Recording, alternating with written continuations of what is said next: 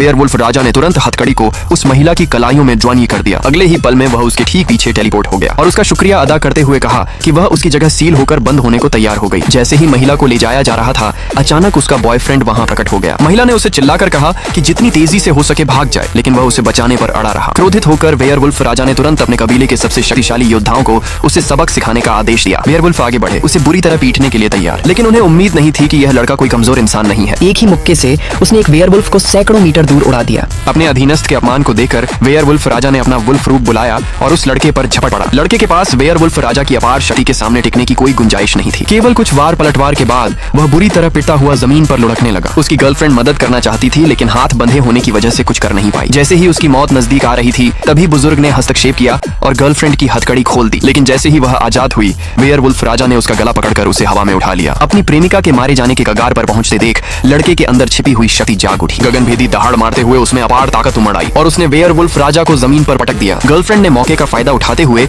अपना ultimate move छोड़ा, लेकिन उनके अफसोस की बात यह थी कि दोनों मिलकर भी वेयरवुल्फ राजा का मुकाबला नहीं कर पाए। वेयरवुल्फ राजा ने अपने दांत लड़के की गर्दन में गड़ा दिए और उसकी शक्ति चूसने लगा। पलक झपकते ही लड़का फिर से एक निर्बल इंसान बन गया। अपने प्रेमी को गिरते देख गर्लफ्रेंड में भी सुपर पावर जागृत हो गई। उसने दीवार पर लगी पत्थर की मूर्ति पर एक ही प्रहार से चूर चूर कर दिया। मूर्ति से विशाल ऊर्जा का विस्फोट हुआ और वह सीधे लड़के के शरीर में समा गई। फिर लड़के के शरीर से चमकदार आभा निकलने लगी और वह हवा में उठ गया। कुछ ही सेकंड में जो लड़का मृत सा प्रतीत हो रहा था,